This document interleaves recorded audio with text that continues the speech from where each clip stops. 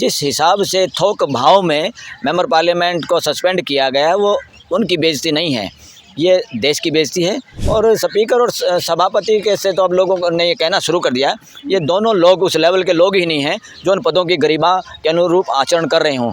ये लोग इस तरह व्यवहार कर रहे हैं जैसे सत्ता पक्ष के स्पोक्समैन हो, कि लगता है हमारे स्पीकर को और सभापति को संविधान की मूलभूत बातों का, संवैधानिक वैल्यूज़ का ही मालूम ना हो। विपक्ष का कहना है कि मोदी सरकार की तानाशाही चल रही है। सुप्रीम कोर्ट के वकील हैं आप, आपको क्या लगता है इस विषय पर? इस पे तो पूरा देश सहमत है, मुझे क्या लगेगा। अरे भाई, ये हैं कौन ये लोग जो उपराष्ट्रपति को या राष्ट्रपति को या इसको जाति में बताने का काम करते हैं? कौन सा मीडिया है ये? पर्ची से ही पार्लियामेंट में डिसाइड होता है किसको बोलने देना, किसको नहीं देना, किसको निकालना है, किसको सस्पेंड करना है। बीजेपी मानवता मुक्त देश चाहती है, बीजेपी मंडी और फंडी के कब्जे को बरकरार करना चाहती है।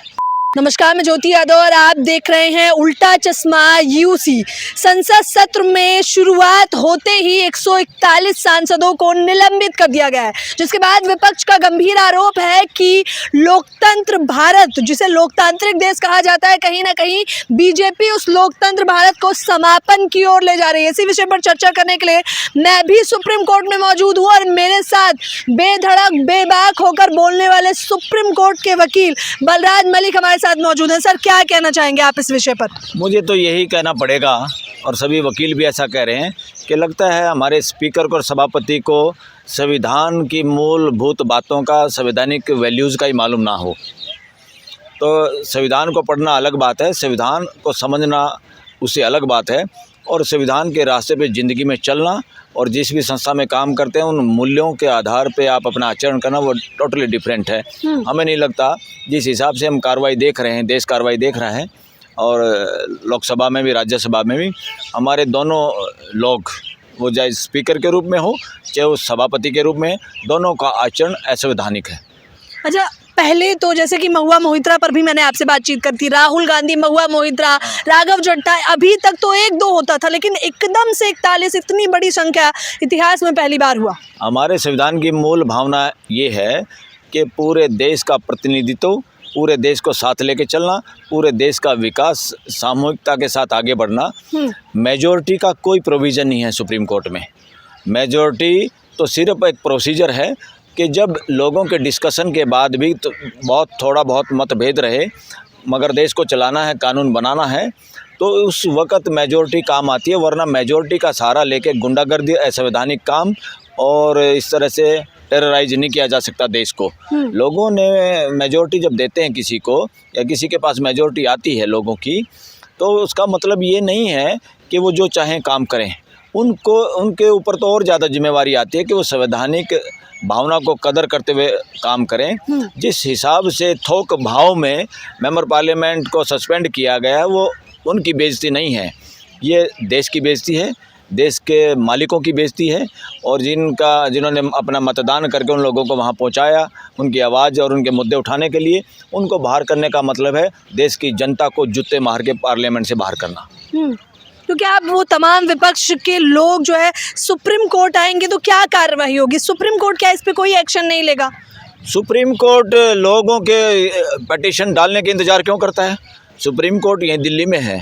सुप्रीम कोर्ट के जजों को आम आदमी से भी ज़्यादा नॉलेज है क्या हो रहा है, सत्ता में क्या हो रहा है, पार्लियामेंट में क्या हो रहा है, सुप्रीम कोर्ट में क्या हो रहा है। ये तीनों की तीनों इंडिपेंडेंट चीज़ें हैं। सबसे सुप्रीम है पार्लियामेंट। और क्यों है सुप्रीम पार्लियामेंट? क्योंकि पार्लियामेंट में जनता के प्रतिनिधि हैं, एक तरह से पूरा देश उसमें बैठा होता है, और उनके बनाए हुए कानून के आधार पे सरकार को चलना होता है। जो लोग सरकार में पदों पे बैठते हैं, जिनको बिठाया जाता है, जिनको जिम्मेदारी दी जाती है, जो सेवक के रूप में काम करते हैं, जो ड्यूटी बाउंड हैं।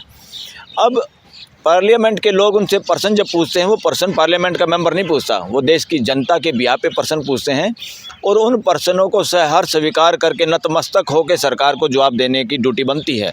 और वहाँ आने से मना करना, वहाँ आने से कतराना, वो इसी तरह से है जैसे देश को इग्नोर करना, देश के सामने जवाब नहीं देना, बच के भागना, चोर की तरह से, जैसे चोर की दाढ़ी में तिनका। इस तरह कोई सरकार, कोई मंत्री संतरी, इवन प्राइम मिनिस्टर भी ऐसा नहीं कर सकते। ऐसी जुर्रत करने का मतलब है लोकतंत्र के सामने गुर्राना, लोकतंत्र की अवहेलना करना और संविधान को ठोकर मारना। उनको आना चाहिए था जवाब देने के लिए। यहाँ उल्टा क्या हो रहा है, जो स्पीकर और सभापति होते हैं वो हाउस के को चलाने वाले लोग होते हैं, ताकि हाउस एक तरीके से चले। वो तरीके से चलने का मतलब क्या होता है, वो तरीके का ये मतलब नहीं जो सरकार चाहती है उस तरीके से चले, बिल्कुल नहीं है। वो उस तरीके से चले जो देश के लोग चाहते हैं। पार्लियामेंट का चलना देश की लोगों की भावना के अनुसार होता है, सरकार के अनुसार नहीं होता। और लोग क्या चाहते हैं, वो अपने एमपीज़ के माध्यम से चाहते हैं। हर एमपी, एक एमपी उतना ही मूल्यवान है इस देश के लिए जितना प्राइम मिनिस्टर है, उससे ज़्यादा है बल्कि। क्योंकि प्राइम मिनिस्टर अपने पद के चक्कर में हो सकता है किसी बात से समझौता करे, मगर मेंबर ऑफ पार्लियामेंट इंडिपेंडेंट होते हैं, अपनी जनता और देश की बात रखते हैं। उनकी बातों पे जवाब देना चाहिए और सहर्ष देना चाहिए। मैं तो कहता हूँ कोई भी पार्लियामेंटेरियन क्वेश्चन उठाता है उसको तो खुशी खुशी स्वीकार करके, अच्छी बात है ना। जो बैट्समैन जितनी बॉलिंग पे टिकता है वही तो बड़ा बैट्समैन माना जाता है। जो ज़्यादा गेंद खेलता है, ज़्यादा रन बनाता है, वही अच्छा बैट्समैन माना जाता है, वही ऑलराउंडर माना जाता है। तो सरकार को डरना नहीं चाहिए, सरकार को जवाब देना चाहिए। अगर सरकार डरती है तो शंका के घेरे में आती है और देश का विश्वास उड़ता है। यहाँ सिचुएशन उल्टी हो गई देश में इस वक्त। पार्लियामेंट बंधक है क्योंकि जो मेजोरिटी के नाम पे सत्ता पक्ष की तरफ एमपी जो बैठे हुए हैं उनका तो काम ऐसे ही रह गया है जैसे कोई एक आदमी तमाशा दिखाता बाकी ताली बजाते हैं। वो सारे के सारे तो कोई बोलने की हिम्मत है नहीं किसी की। देश ये सब समझता है। एंटी डिफेक्शन लॉ उनमें से एक बड़ा घटिया लॉ है देश के लिए, जो लोगों की आवाज़ को बंद करता है और पार्टियों का कब्जा हो चुका है लोकतंत्र पे और जुबान पे। तो वो बोल नहीं पाते बेचारे। उनको होना चाहिए कि उनको बोलना चाहिए, उनकी जिम्मेवारी बनती है। वो खाली एमपी बने या मंत्री पद के इंतज़ार में या अगले इलेक्शन में एमएलए एमपी की टिकट में या अपने बच्चों को लिए जुगाड़ फिट करने में बैठे हैं। ये पूरा देश उनका अपना है। उन एमपीओं को जो सत्ता पक्ष के एमपी हैं उसमें खुल के बोलना चाहिए, और इस बात पे नहीं बोलेंगे तो कब बोलेंगे। अच्छा, विपक्ष का कहना है कि मोदी सरकार की तानाशाही चल रही है। सुप्रीम कोर्ट के वकील हैं आप, आपको क्या लगता है इस विषय पर? इस पे तो पूरा देश सहमत है। मुझे क्या लगेगा, पूरा देश सहमत है। क्यों तानाशाही चल रही है? क्योंकि यहाँ पर्ची से तो चीफ मिनिस्टर बन रहे हैं देश में, और अब तो लोग ये कह रहे हैं पर्ची से ही पार्लियामेंट में डिसाइड होता है किसको बोलने देना, किसको नहीं देना, किसको निकालना है, किसको सस्पेंड करना है। ये पर्ची से होता है। वो क्यों होता है, क्यों जस्टिफाई होती है ये बात? क्योंकि जो एमपी पार्लियामेंट में था ही नहीं, जो एमपी फोटोग्राफी में भी किसी वायलेशन में नहीं है, उनको भी सस्पेंड किया गया। इसका मतलब किसी ने पर्ची पकड़ाई है। और स्पीकर और सभापति के से तो अब लोगों ने ये कहना शुरू कर दिया, ये दोनों लोग उस लेवल के लोग ही नहीं हैं जो उन पदों की गरिमा के अनुरूप आचरण कर रहे हों। ये लोग इस तरह व्यवहार कर रहे हैं जैसे सत्ता पक्ष के स्पोक्समैन हो या उनके पीएन हो या उनके चाटुकार हों। सारी सीमाएँ लांघ दी हैं। और बीजेपी ने और कमाल कर दिया, किसी उस पे लगाया ट्विटर अपने हैंडल पे बीजेपी में कि ये तो जाट समाज की भी बेइज्जती है। उन्होंने उपराष्ट्रपति को जाट बना दिया। अरे भाई, ये हैं कौन ये लोग जो उपराष्ट्रपति को या राष्ट्रपति को या इसको जाति में बताने का काम करते? कौन सा मीडिया है ये वो लोग हैं, ये मंडी और फंडी लोग हैं जिन्होंने देश पे कब्जा किया हुआ है। यहाँ पे हर चीज़ का विरोध करते हैं, जाति जनगणना का विरोध करते हैं, रिजर्वेशन का विरोध करते हैं, और हर जगह पे कब्जा किया हुआ है इन्होंने। मीडिया पे कब्जा, सरकार पे कब्जा, और इवन मैं तो कहूँगा ब्यूरोक्रेसी पे कब्जा। ये मंडी और फंडी जो लोग हैं ये अपने आप में नेता बनते पूरे देश के। मुझे नहीं पता आप लोग किस उससे आते हैं, इसको अन्यथा ना लें।